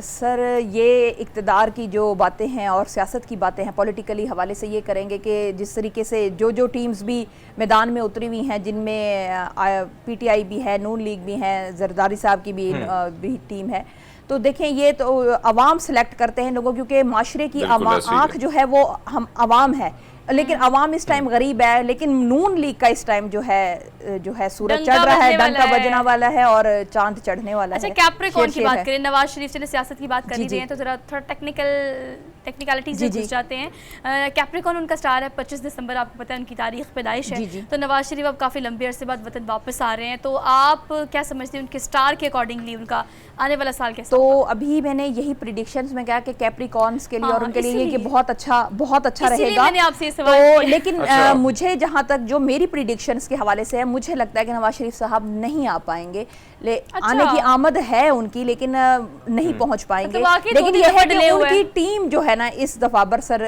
इक़्तिदार में जरूर आएगी, इस टाइम शेर आने वाला है। अच्छा, वैसे आप सपोर्टर तो नहीं है? शेर आने वाला है लेकिन छोटा शेर। सपोर्टर तो नहीं है शेर की? नहीं, सपोर्टर नहीं है, लेकिन जो चीजें देखें हम लोग पढ़ते हैं या मुशाहिदाती तरीकों से बताते हैं या उसके लिए सितारों के हवालों से, तो उसके हवाले से बताए। मुझे किसी के साथ कोई खास नहीं, मेरे लिए लीडर्स हैं, मैं आवाम, मेरे लिए सारे बराबर हैं। लीडर की बात करें तो मैं भी साहिबा कप्तान के बारे में बता दें कि उनका मुस्तकबिल सियासत में आप क्या देखती हैं? मेरे ख्याल में एक दफ़ा जो इमरान खान साहब हैं वो पीछे हो गए हैं, तो अभी कुछ अरसा वो बैक पे ही रहेंगे, तो अभी उनके चांसेस नहीं है। और अभी आप लोगों का सितारे जो हैं माशाल्लाह से अल्लाह करे हर इंसान के सितारे गर्दिश में रहें, कहते हैं ज़िंदगी जो है वो गर्दिश का नाम है। तो इंसान तो जब तक जिंदा रहता है तो उम्मीद तो बाकी रहती है ना। अच्छा जी, मरीम नवाज साहिबा के बारे में क्या ख्याल है आपका? अगर उनके आने वाले मंथ की बात करें, मतलब अक्टूबर अगर नून लीग के लिए एज अ होल बड़ा इंपॉर्टेंट है, तो मरीम नवाज का आप मुस्तकबिल सियासत में क्या देखती हैं? मरीम नवाज साहब का जनाब जहाँ उनके सपोर्टर जो वालिद साहब की तरफ ज़्यादा हैं, तो ऑटोमेटिकली मरीम साहिबा के साथ भी ज़्यादा ही हैं, तो आने वाली जब नून लीग आएगी तो उसमें मरीम साहिबा का भी एक ख़ास रोल होगा ही। अच्छा, मैं भी एक और चीज़ जो सबकी नजरें हैं इस वक्त वर्ल्ड कप पे, और अगर हम देखा जाए तो शुरुआत कहीं ना कहीं हमने अच्छी नहीं की, आपको क्या लगता है पाकिस्तानी टीम के हवाले से? क्रिकेट टीम के हवाले से पूछिए। यस वर्ल्ड कप आ गया ना, वर्ल्ड कप के हम देखिए ये बड़े सगीर जहां एशिया का नाम लिया जाता है, बड़े सगीर पाक हिंद पे दो ही मतलब रह चुकी हैं नेशंस, एक हिंदू हैं और एक मुसलमान हैं, लेकिन अपने ग्राउंड फ्लोर पे इस टाइम जो है वो आप ये देखें कि उनकी पावर है, ग्राउंड का बड़ा इम्पैक्ट होता है अपनी धरती का, जिस तरह वो अपने धरती माता का कहते हैं, तो वहाँ पर। लेकिन ये मुझे एक खुशी है अपने पाकिस्तान होने के कि जब हम लोग वहाँ पर गए हैं तो बड़ा ही अहमदाबाद में बड़ा खूबसूरत हमारा इस्तकबाल किया गया है और सारा कुछ है। लेकिन जीतने के आखिर एक क्रिकेट के हवाले से एक बात करूंगी कि बाय चांस एक होती है, जैसे गेम होती है, तो ये क्रिकेट बाय चांस ही होता है। गेम होती है, कोई जीतता है, कोई हारता है। अनप्रेडिक्टेबल गेम है, इसमें तो कोई दो राय नहीं, इसमें कोई दो राय नहीं हो सकती, कुछ कहा नहीं जा सकता, लेकिन चांसेस ज्यादा जो हैं जीतने के। वैसे महविश अगर हम देखें यहाँ पे बात की, आप आज जो स्टोरी है आपने कल भी देखी होगी, मायरा खान के हवाले से शादी हुई है उसकी, तो आने वाली जिंदगी के हवाले से और क्या इससे बहुत कुछ तब्दीली उनकी लाइफ में हो सकती है? सर अदाकारा मायरा खान साहब की उनकी शादी हुई है। हाँ, आज वैसे आपको नहीं पता, शादी उनकी कल निकाह हुआ है उनका। सही। और उनके जो दोस्त हैं, पुराने दोस्त फैसल करीम बिजनेसमैन है, उनके साथ रिश्ता अज़दवाज में बंध गई हैं वो। तो वो हरमीत पूछना चाह रहे हैं कि अब पहली शादी तो उनकी थोड़ी क्राइसिस में रही थी, तो अब उनका समझती है इस शादी के बाद क्या उनका मुस्तकबिल होगा? सर हरमीत साहब, ज़िंदगी का एक ये दाव ही होता है कि तुक्का ही होता है कि इंसान जब शादी करता है और वो जीत जाता है, और माशाल्लाह से उम्र के जिस हिस्से में अब हमारे अदाकार भी फिर रहे हैं, तो उन्होंने कोई सोच समझ के फैसला लिया होगा, कामयाब रहेगा इंशाल्लाह ताला। अब दूसरा कामयाब रहेगा। अच्छा, वैसे ये सवाल मुझे आपसे सबसे पहले करना चाहिए था, लेकिन हम अगर इस महीने की बात करें, अक्टूबर का महीना पाकिस्तान के लिए कैसा रहेगा? अक्टूबर का महीना पाकिस्तान के लिए एक एवरेज मंथ है। इसमें अभी बहुत ज़्यादा मतलब कोई ये नहीं है कि ऊंच नीच हो जाएगी या कोई तगय्युरात ऐसे आ जाएंगे। पाकिस्तान क्योंकि इस टाइम बहुत ज़्यादा, आपको पता है कि इकोनॉमिकली बहुत ज़्यादा क्राइसिस से गुजर रहा है, वीक है। मैं यहाँ सिर्फ अपनी प्रिडिक्शन में से एक ये बात करना चाहूँगी कि जो उम्रा हजरात हैं या मुखैर हजरात हैं, उनको iस तरह के तरक्याती या स्पोर्टिव प्रोग्राम बनाने चाहिए, क्योंकि लोड बहुत ज़्यादा है बिलिंग का।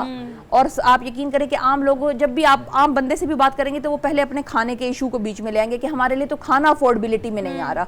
तो इस तरह के कुछ स्पोर्ट, जैसे बेनज़ीर इनकम स्पोर्ट था या एहसास प्रोग्राम था या नवाज शरीफ साहब के भी कुछ प्रोग्राम थे, इस तरह के मतलब आम उम्रा को भी इस तरह के प्रोग्राम बनाने चाहिए कि इस एज की लिमिट के लोगों को इतना इतना हम मनी प्रोवाइड करेंगे, ताकि उनके कम से कम ये जो आम रूटीन की जो मामूल की सूरत हाल है वो कंट्रोलेबल हो सके, ताकि वो कम से कम अपनी बिलिंग तो कर सकें। जो ये रोज़ का शोर और पेट्रोलिंग, क्योंकि हम 3 ही चीज़ों से तो इनकम कर रहे हैं अब, या बिलिंग हो रही है या पेट्रोल मुल्क चल रहा है। लास्टली ये बता दीजिएगा जल्दी जल्दी जाते वक्त कि हम एक्सपेक्ट करते हैं हमारे यंगस्टर्स और मौरूसी सियासत में, आपको पता बड़े सारे हमारे पास ऐसे नाम हैं जो लगता है कि यही आने वाले दौर में इक़्तिदार में रहेंगे। बिलावल भुट्टो ज़रदारी और उनकी शेरवानी, हम उनकी सितारों में कहाँ देखती हैं? बिलावल भुट्टो साहब जो हैं वो पाकिस्तान के एक लाडले साहिबजादे हैं, तो उनकी शेरवानी हो या वो खुद हो, वो हमेशा रहेंगे, क्योंकि वो भी पाकिस्तान का हिस्सा है। उन्होंने कहाँ जाना है ये मुल्क को छोड़कर, और हमें छोड़कर कहाँ जाएंगे? पूरा ये तो अब सिंध बताएगा कि बिलावल साहब जो हैं वो कहाँ पाए जाते हैं। अच्छा चलिए, सिंध की तरफ देखेंगे हम, बल्कि अब होने वाले इंतखाबात में हम सिंध क्या, बलूचिस्तान क्या, KP के क्या, गिलगित बल्तिस्तान क्या, पंजाब क्या, हर तरफ ही देख रहे हैं, और वहाँ पे अवाम निकलेगी तो बता ही देगी कि उनका लीडर कौन है। So thank you so much for being here Mahvish Sahiba, बड़ा अच्छा लगा आपसे बात करके, और मुझे उम्मीद है कि आप सबको भी बड़ा अच्छा लगा होगा। समझ आप लोग को भी, ये बाल पता नहीं क्यों बार बार आगे आ रहे हैं, खैर, लेकिन अभी पता लग गया होगा कि आपने ये हफ्ता कैसा गुजारना है, ये महीना आपने कैसा गुजारना है। लेकिन चलिए, हमने प्रोग्राम में आगे बढ़ना है, और आगे बढ़कर हमने आपको बताना है कि आज के दिन अगर हम तारीख की किताब खोलें तो कौन सा ऐसा सफ़ा है जो हमें खोलना है, और हमने किस चीज़ को रिकॉल करना है। चॉकलेटी बॉय, चॉकलेटी हीरो, नाम लेते साथ ही पता लग गया होगा आपको कि मैं किसकी बात कर रही हूँ। वहीद मुराद साहब की बात कर रही हूँ। क्या उनका हेयर स्टाइल हरमीत, क्या उनकी पर्सनैलिटी, क्या उनकी दिलकश आवाज़, और क्या उनका पूरा ऑरा, जिसकी आज भी ख़वातीन, मतलब मैं अगर बात करूँ अपने घर की, तो बूढ़ी ख़वातीन भी आज भी जब वहीद मुराद का नाम लेती हैं तो कहती है ओह वहीद मुराद चॉकलेटी बॉय। तो ये जो आप निकलती है ना, ये वो उस ज़माने के हीरो जिन्होंने 125 टोटल मूवीज़ की, जनाब उनकी आज सालगिरह है। कम से कम 38 मूवीज़ उनकी ब्लैक एंड वाइट थी, और 87 कलर मूवीज़ उन्होंने की हरमीत पाजी। और हम अगर उनके उस एरा की बात करें जिस एरा में उन्होंने बहुत सारी मूवीज़ बनाई, और क्या ज़बरदस्त उन्होंने अदाकारी की, अच्छा प्रोडक्शन भी की, स्क्रिप्ट राइटिंग भी की, तो बहुत सारे क्रेडिट्स जो हैं वो उनके नाम के साथ हैं। यकीनन वो पाकिस्तान का प्राउड है, और आज हम उनका हैप्पी बर्थडे मना रहे हैं। बिल्कुल आपकी बात दुरुस्त है। और मुराद साहब जो थे एक ऐसे हीरो, उस वक्त जितेंद्र के साथ इसके काफ़ी हम शक्ल भी थे, और काफ़ी मिलती जुलती शक्ल दोनों की थी, और वहाँ पे उनका राज था और यहाँ पे इनका राज था, तो उसमें कोई शक नहीं है। और जो काम इन्होंने किया, लेकिन चाहे वो मीडिया इंडस्ट्री है, हमारी इंडस्ट्री है, या फिल्म इंडस्ट्री है, ये ऐसी बदबख्त इंडस्ट्री दोनों है कि यहाँ पे जब मुश्किल वक्त आता है तो सपोर्ट के लिए बहुत कम लोग कहीं मैदान में आप पे आते हैं, और जब मुश्किल वक्त उन पे आया तो डिप्रेशन में चले गए। कहीं एक वक्त था जब वो लाहौर की शाहराहों से गुजरते थे तो खवातीन की एक बहुत बड़ी तादाद उनके दीदार के लिए खड़ी होती थी और बहुत सारी फैन फॉलोइंग थी उनकी, लेकिन फिल्मों की एक बहुत बड़ी लाइन उनके पास होती थी। लेकिन एक वक्त ऐसा आया कि फिल्म मिलना भी बड़ा मुश्किल हो गया और आखिरकार वो ऐसे डिप्रेशन में चले गए, क्योंकि जाहिर बात है जब आप चमकते दमकते सितारे होते हैं और अचानक बादल आपको घेर लेते हैं तो फिर आप कहीं ना कहीं मायूसी की दुनिया में चले जाते हैं, और मेरे ख्याल में उनके साथ भी वही कुछ हुआ। लेकिन एक ऐसे खूबसूरत इंसान जिन्होंने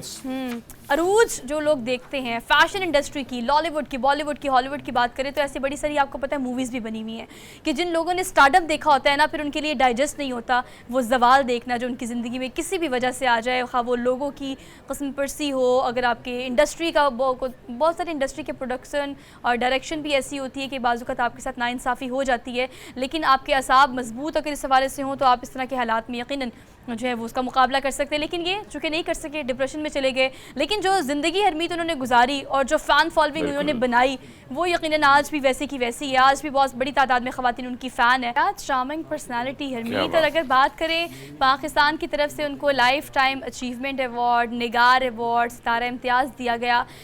और आपकी जो बात थी ना उस बात का फॉलोअप ये है कि देखिए 45 साल कोई बहुत ज़्यादा उम्र नहीं होती।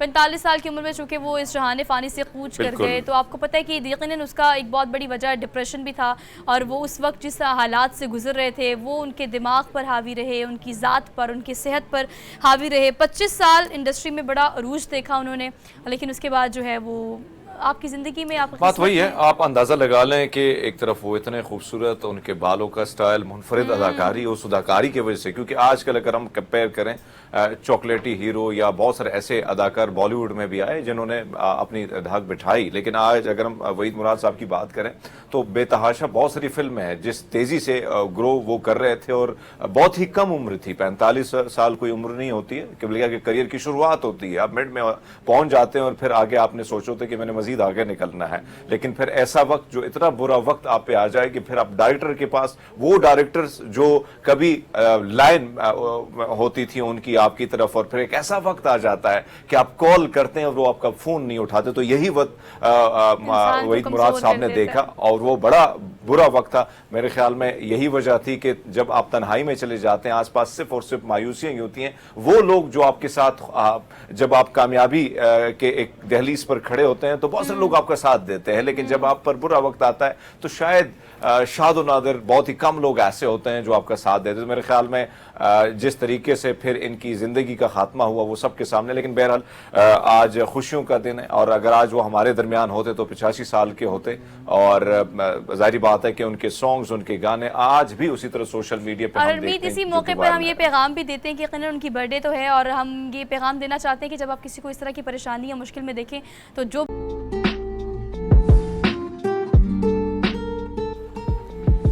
Welcome back after the break. अब बात करेंगे दी प्राइड ऑफ पाकिस्तान, यानी अगर हम अपने खिलाड़ियों की बात करें जो कि पूरी दुनिया के सामने पाकिस्तान के पॉजिटिव और अच्छे इमेज को पोर्ट्रे करते हैं और बहुत सारे नेशनल और इंटरनेशनल प्लेटफॉर्म्स पाकिस्तान को रिप्रेजेंट करते हैं। अगर हम स्क्वॉश की बात करें तो ऑब्वियसली एक ऐसा गेम जो कि बहुत मुश्किल भी है यकीनन स्पोर्ट्स मैन स्पिरिट की अगर हम बात करें, लेकिन आज आपकी मुलाकात हमने करानी है फरहान महबूब से जो कि पाकिस्तान का यकीनन प्राउड है।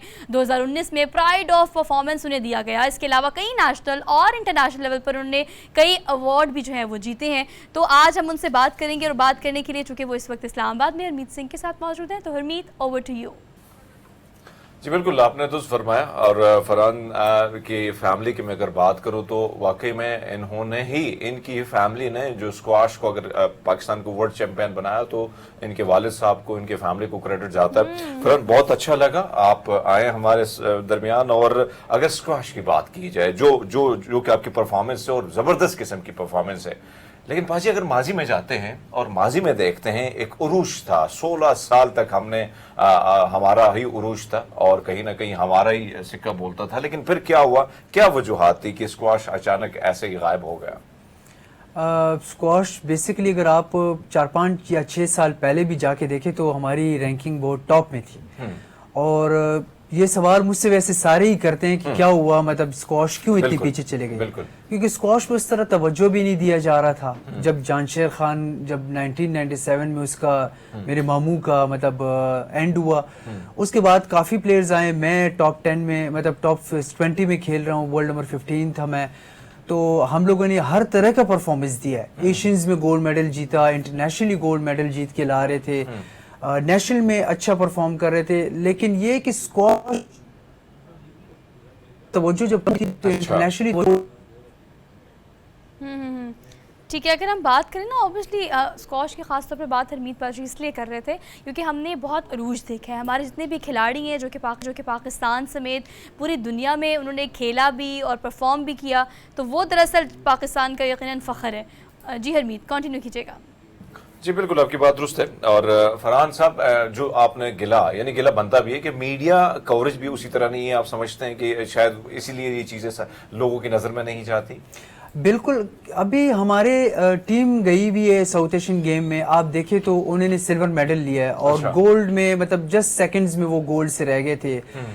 मतलब मोस्टली लोगों को पता भी नहीं है कि वो हमारे स्क्वाश प्लेयर जो है वहाँ पे सिल्वर मेडल ले रहे हैं और पाकिस्तान सिर्फ इस वक्त एक सिल्वर मेडल के साथ वहाँ पे साउथ एशियन गेम में पार्टिसिपेट कर रहा है। बाकी कोई सिर्फ एक ब्राउन्ज है और एक सिल्वर है। तो इंडिया जैसा मुल्क आज वो 20-30 गोल्ड ले रहा है। हालांकि वो हमसे स्क्वाश में बहुत पीछे थे, लेकिन इस बार उन्होंने स्क्वाश में हमसे मतलब एक टफ मुकाबले के बाद जो है उन्होंने अपने गोल्ड अपने नाम कर दिया। क्योंकि स्क्वाश में यही हम लोगों का रोना आ रहा था कि स्क्वाश पे तवज्जो दी जाए, जितने मैक्सिमम टूर्नामेंट्स इसमें हो सकते हैं वो कराए जाए, हमें इंटरनेशनली खिलाया जाए। यहाँ पे यही तनकीद हमारे ऊपर यही होती है कि जब हम लोग हार के आते हैं ट्रेनिंग के बाद, क्योंकि हमारे पास वो फैसिलिटीज नहीं होती जो कि इंटरनेशनली फैसिलिटीज होती है। उनकी माइंड सेट इतना स्ट्रॉन्ग है बाहर के प्लेयरों का। अगर आप इजिप्ट देखे, आप इंग्लैंड देखे, अमेरिका देखे, फ्रांस देखे, तो वो लोग अब हमसे कॉन्फिडेंस लेवल में इतने हाई पे चले गए कि जब हम लोग उनके साथ खेलते तो हम लोग 50-60% तो वैसे ही लूज कर चुके होते हैं कि हम लोग बोलते कि यार वो हमसे बहुत ज्यादा फिट है। क्यों कि वो मैचेस खेल रहे हैं, वो ओपन सेट में। लेकिन जब हम हार के आते हैं यहाँ पे हमारे ऊपर सबसे बड़ा तनकीद बनाया जाता है कि ये अनफिट है, ये खत्म हो गया, इससे नहीं होगा, इसको बाहर निकाल तनकीद हौसला अफजाई करने के बाद तनकीद इतनी की जाती है कि बहुत सारे खिलाड़ी साइड हो जाते हैं। आपकी अगर बात की जाए, परफॉर्मेंस से आपको नवाजा गया, इसी तरह नेशनल चैंपियन भी आप बने 2023 में। हम चाहते हैं कि थोड़े से जो कामयाबियां जो अपने समेटी और मुल्क के नाम की हैं, हमें फख्र है बाजी आप पे, थोड़ा सा नाज़रीन को भी बताइएगा। मैं अल्हम्दुलिल्लाह मैंने सबसे इम्पोर्टेंट टूर्नामेंट्स तो मेरे 8 टाइम एशियन गोल्ड मेडलिस्ट हूँ। लास्ट टाइम भी जब मैं मुल्क के लिए रिप्रेजेंट कर रहा था 2019 में साउथ एशियन गेम में नेपाल में मैंने गोल्ड जीता। जब भी मैं एशियंस में गया हूँ मैंने अपने मुल्क के लिए गोल्ड मेडल लेकर आया। इसके अलावा मेरे पास 12 से 13 इंटरनेशनल गोल्ड है जो हमारे इंटरनेशनल स्क्वाश PSA मैचेस होते हैं। फिर मैं 14 टाइम नेशनल चैंपियन हूँ। इसके अलावा मैं वर्ल्ड जूनियर टीम चैंपियन हूँ, एशियन जूनियर चैंपियन हूँ, ब्रिटिश जूनियर चैंपियन हूँ। नेशनल गेम्स का मैं 5 टाइम गोल्ड मेडलिस्ट हूँ। तो इस तरह मुझे वाकई में मैं एक चीज जो ऑनर कह रहा हूँ सोहा और हम सबको, बल्कि ये हमारी कोताही भी, हमारी भी गलती है कि कहीं ना कहीं फरहान जो सब कुछ समेट के पाकिस्तान के नाम कर चुकी है और इतनी बड़ी कामयाबियां जो बहुत तवील लिस्ट बनती है, लेकिन हमारी मीडिया ने उसको उसी तरह उठाया नहीं, बल्कि होना चाहिए था। सोहा, आपका कोई सवाल? जी जी बिल्कुल फरहान, मैं आपसे वैसे बहुत सारे सवाल करना चाहती हूँ, लेकिन चूंकि आप बात इस तरह से कर रहे थे तो मैं उस चीज़ को बाकायदा महसूस इसलिए करना चाह रही थी कि जो हमारी स्क्रीन के उस तरफ के लोग हैं वो भी इस चीज़ को, इस पेन को फील करें कि जब आप बगैर किसी रिसोर्सेज के, लैक ऑफ अपॉर्चुनिटीज़ के, ट्रेनिंग कैंप्स ना होना, ये सब कुछ ना होने के बावजूद भी आप जाते हो और सिर्फ खेल कर नहीं आते हो, आप जीत कर आते हो। और फिर आप जब पाकिस्तान वापस आते हो तो आपने क्या ही करना है, मतलब आपने सिर्फ उसको अपॉर्चुनिटी को कैश करना है। आपके मीडिया के लोग अगर आपको सलाह दें और अगर आपके जो मुखैर हजरात हैं या पे कंसर्न डिपार्टमेंट्स हैं वो अगर इस चीज़ को चेरिश कर लें तो आप पाकिस्तान का नाम ही रोशन होगा। लेकिन मैं आपसे फरहान ये जानना चाहती हूँ कि अगर हम कंसर्न डिपार्टमेंट्स की बात करें, बड़ी सारी फेडरेशंस हैं, बड़े सारे ऐसे ऑर्गेनाइजेशंस हैं जो कि काम कर रहे हैं, तो आपको क्या लगता है कि वो कभी भी इस तरह से किन चीज़ों का शिकार हैं, सियासत का शिकार हैं, पार्टिसिपेट नहीं करते, आपको कोऑपरेट नहीं करते, क्या मसाइल है उनके साथ? जी बिल्कुल, आपने इतना अच्छा क्वेश्चन किया मुझसे, क्योंकि यही सबसे बड़ा मसला है जो कि मैं हर टीवी शोज में या हर जगह पे मैं बोलता हूँ, लेकिन मेरे ख्याल पे इसका कोई असर बिल्कुल नहीं पड़ रहा, ना कोई सुनता है इस बात को।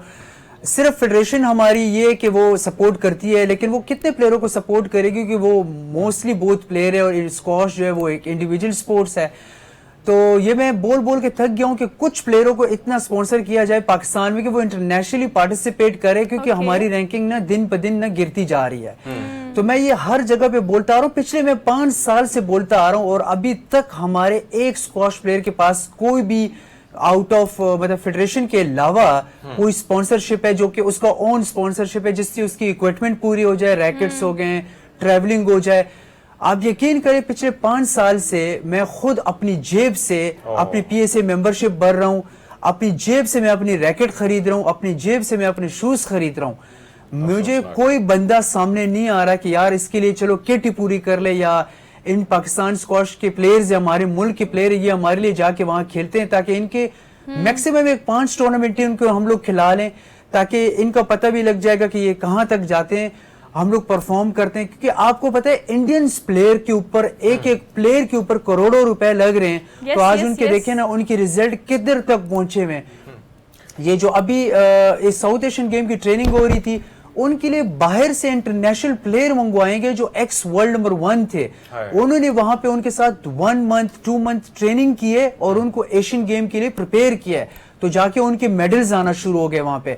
हम लोग यहाँ पे हमारे पास आउटस्टैंडिंग कोचेस पाकिस्तान में मौजूद है, जिसमें फहीम गुल हमारे नेशनल कोच है, लेकिन हमें ट्रेनिंग के साथ साथ ना मैचेस की बहुत सख्त जरूरत है। अच्छा फरहान, आप एक बात बिल्कुल ठीक कह रहे हैं कि ट्रेनिंग हो गई, मैचेस हो गए, हमारे पास अच्छा टैलेंट मौजूद है, वो खिलाड़ियों की सूरत में और फिर उन लोगों की सूरत में जो कि ट्रेंड रहे हैं, जो कि खिलाड़ी रहे हैं और जिनको यूटिलाइज किया जा सकता है, जिनसे मुस्तफीद हुआ जा सकता है। मतलब ऐसे हीरे हमारे पास मौजूद है जिनसे आप लोग सीख सकते हो। अगर स्कोप की हम बात करें, कितनी बड़ी तादाद में आप तक वो आते हैं तलबा और तालिबात जो ये खेलना चाहते हैं, लेकिन पैसे ना होने की वजह से, वसाइल और फंड्स की कमी की वजह से वो नहीं कर पाते। एक वेकअप कॉल है हमारी तरफ से उन फेडरेशंस वालों को जो कि इस चीज़ को समझे कि अगर बगैर वसाइल के बच्चे इतना अच्छा काम कर सकते हैं, तो अगर आप थोड़ी इनपुट डाल देंगे तो बच्चे क्या ही करके आएंगे और आपका और पाकिस्तान का नाम ही रोशन होगा।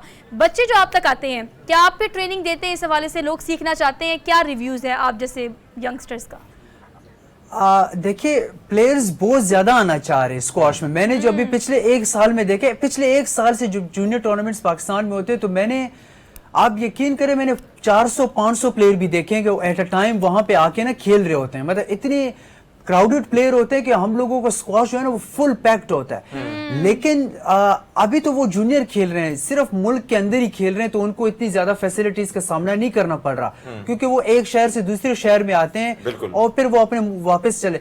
मेन चीज होती है इंटरनेशनल पे खेलना। इंटरनेशनल के लिए आपको पता है आजकल एक टिकट खरीदना 4 से 5 लाख रुपए का एक सिर्फ 1 वे या 2 वे टिकट आ जाता है, फिर रैकेट्स आ जाते हैं, फिर उसमें बाद वो आ जाते हैं। तो अभी हम लोगों की जो मेन प्लेयर्स है वो टोटल 10 प्लेयर है। अच्छा। जिसमें मेंस 10 प्लेयर है जो कि इंटरनेशनल पाकिस्तान के लिए खेल रहे हैं। तो जब उनके पास वसाइल नहीं है, तो वो जो 400-500 प्लेयर पीछे खेल रहे हैं, उनके पास वसाइल कहाँ से आएंगे? फरहान, जो आप बात कर रहे हैं वसाइल, जितने भी आप जैसे एथलीट आते हैं, जितने भी खिलाड़ी आते हैं, वो वाकई में ये गवर्नमेंट की भी कोताहियां, गलतियां भी हैं, और कहीं ना कहीं हमारे तमाम तर इदारों की कोशिश से फोकस है क्रिकेट पर रखा गया। तमाम तर खेल, यानी बहुत सारे खिलाड़ी जो बहुत डिफरेंट कुछ खेलना चाहते हैं, लेकिन उनको उस तरह सपोर्ट हासिल नहीं है।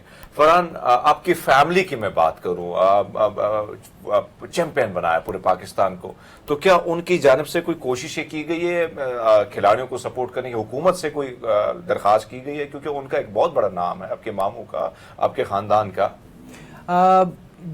टीवी में काफ़ी दफ़ा बैठ चुके हैं, मतलब इवन हमारे लेजेंड जो जहांगीर खान है, मैं अभी लास्ट टाइम जहांगीर अंकल से मिला कराची में, हमारा उठना बैठना है। फिर मेरे घर पे जानशेर मामू है, बिल्कुल, तो वो लोग भी बोल चुके हैं काफी दफा, उन्होंने भी काफी दफा बोला है। फिर हमारी जो फेडरेशन है उन्होंने काफी दफा लेटर लिखे गवर्नमेंट को कि हमें स्पॉन्सरशिप की मतलब प्रॉब्लम है, प्लेयर्स के हमारे पास इतने वसाइल नहीं है कि हम लोग प्लेयरों को ना टूर्नामेंट्स के लिए इंटरनेशनली भेज सके, क्योंकि हमारी फेडरेशन बार बार ये लिख रही है। तो वो इन्होंने हमें लास्ट टाइम ये तक बोला है कि हमें जो गवर्नमेंट की तरफ से फंड प्लेयरों को मिलता था वो भी बंद हो गया। तो अभी फेडरेशन जो हमारी पाकिस्तान एयरफोर्स है वो खुद अपने पॉकेट से ही प्लेयरों को ये टूर्नामेंट्स खिला रही है। अच्छा फरहान महबूब, आपको पता है आप जिस तरह से इस लेगेसी को आगे लेके जा रहे हैं, यकीनन आप जो है वो तारीफ के भी मुस्तहिक है, और मैं चाहती हूँ कि हम मतलब पूरा प्लेटफॉर्म ही मोतरफ है इस चीज़ का कि जिस तरह से आपने कैरी किया और आप बड़े अच्छे से खुद से कर रहे हैं। So best of luck from good morning public, much for being here. और हमारा कतई तौर पर मकसद ये नहीं होता कि हम सिर्फ नेगेटिव ही बातें करते चले जाएं, लेकिन जो फेडरेशंस हैं, जो इदारे हैं, जो कंसर्न डिपार्टमेंट्स हैं, उनको इस हवाले से एक वेकअप कॉल लेनी चाहिए कि टैलेंट बहुत मौजूद है, आपने सिर्फ उसको पॉलिश करना है। थोड़े से फंड से मेरे ख्याल से पाकिस्तान की एक अच्छी और पॉजिटिव इमेज को पूरी दुनिया के सामने पोर्ट्रे किया जा सकता है। एक ब्रेक लेनी है, वापस आएंगे ब्रेक के बाद, हमारे साथ रहिएगा। Welcome back after the break. अगर हम सिर्फ इस्तेमाल की बात करें और फिर प्लास्टिक के इस्तेमाल की बात करें तो हरमीत, अगर हम दुनिया भर के कारखानों की बात करें तो 40 करोड़ टन प्लास्टिक जो है वो प्रोड्यूस किया जाता है, इस्तेमाल किया जाता है। और हम बाज़ इस चीज़ को रियलाइज़ नहीं करते कि रोज़मर्रा के इस्तेमाल की, चाहे वो घर हो, दफ्तर हो, बाज़ार हो, आपने कहीं भी जाना हो, तो प्लास्टिक की जो चीज़ें होती हैं हमें लगता है कि ये ज़रूरियात ज़िंदगी बन गई हैं, इसके अलावा हमारे पास क्या ही ऑप्शन होगा।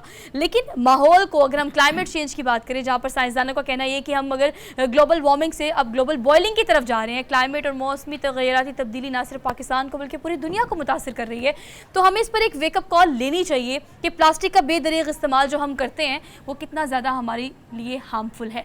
फ़ज़ा की बात करें, रोज़मर्रा के इस्तेमाल की बात करें तो हर जगह प्लास्टिक होने की वजह से हमारी सेहत कितनी मुतासिर हो रही है, शायद इस चीज़ को हम रियलाइज़ भी नहीं करते। खैर, इस पर हम बात करेंगे। डॉक्टर साजिद रशीद हमारे साथ मौजूद है, माहिर माहौलियात है, पंजाब यूनिवर्सिटी से इनका ताल्लुक है।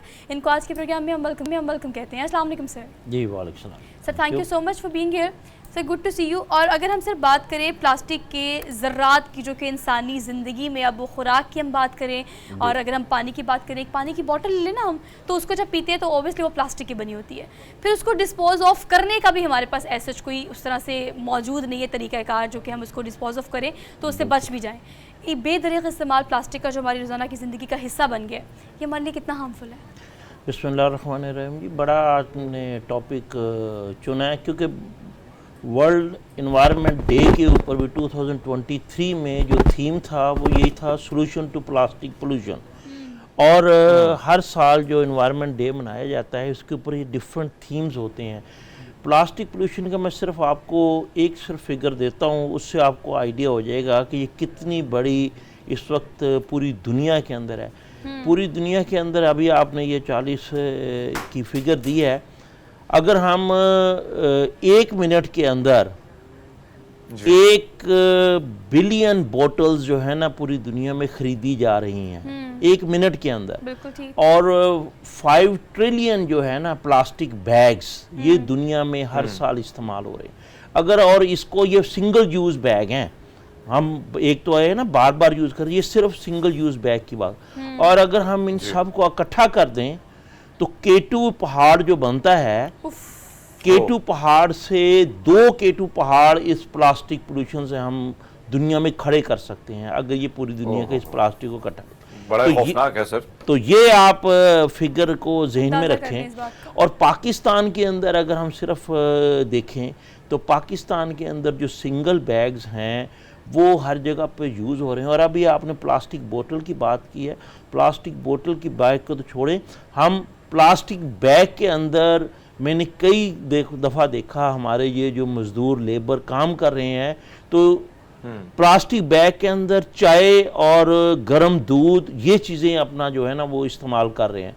और प्लास्टिक जो सिंगल प्लास्टिक यूज़ है, जब उसको अंदर कोई भी गर्म चीज़ डाली जाती है तो उसमें वो माइक्रो प्लास्टिक ज़र्रात वो उस खाने में शामिल हो जाते हैं। हम सालन लेने जाते हैं तो प्लास्टिक बैग के अंदर ही निहारी हलीम वगैरह लाहौर के अंदर, ये मैं लाहौरियों के लिए ख़ास तौर पर बात करूँगा, गरम सालन सिंगल यूज़ प्लास्टिक में हम डालते हैं तो उसके अंदर वो ज़र्रात शामिल हो जाते हैं। और इसीलिए आप देखें कि हमारे पास कैंसर की बीमारियाँ शामिल हो गई हैं। अभी हमने एक पंजाब यूनिवर्सिटी में college of earth environmental sciences मैंने एक प्रोजेक्ट किया है जिसके अंदर माइक्रो प्लास्टिक जो कि हम प्लास्टिक बैग फेंक देते हैं वो जो दरियाओं में और आपने गंदे नालों में देखा होगा, और ये सारा बैग किधर जाता है?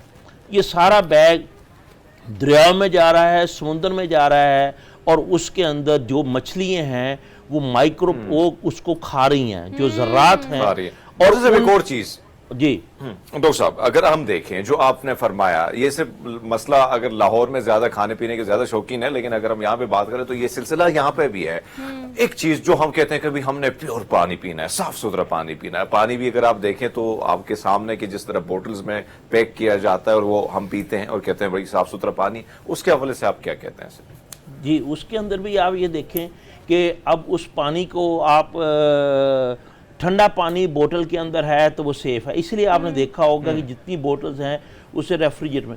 लेकिन गर्मियों के अंदर पाकिस्तान में जो टेम्परेचर है 50 डिग्री सेंटीग्रेड तक, 55 तक जाता है, और हमने अपनी गाड़ी के अंदर वो रखी होती है बोतल, और जब हम धूप में गाड़ी खड़ी करके वापस आते हैं तो उसमें वो जो प्लास्टिक है वो पिघल रहा है और उसके ज़र्रात उस पानी में शामिल हो रहे हैं। हमें ये रियलाइज नहीं हो रहा, सबसे बड़ी बात ये है, एक अलार्मिंग सिचुएशन है, हमें इस पर क्लियर होना चाहिए कि हमने किस तरह से रोकना और रोकथाम के लिए हमें घर से काम करना पड़ेगा। डॉक्टर साहब, thank you so much for being here. लेनी है इजाज़त, और आपका फीडबैक सोशल मीडिया पे हमें मिलता रहता है, लेकिन उसके अलावा भी you guys can tag us, और आप चाहते हैं अगर प्रोग्राम में कोई टॉपिक शामिल किया जाए तो ज़रूर बताइएगा।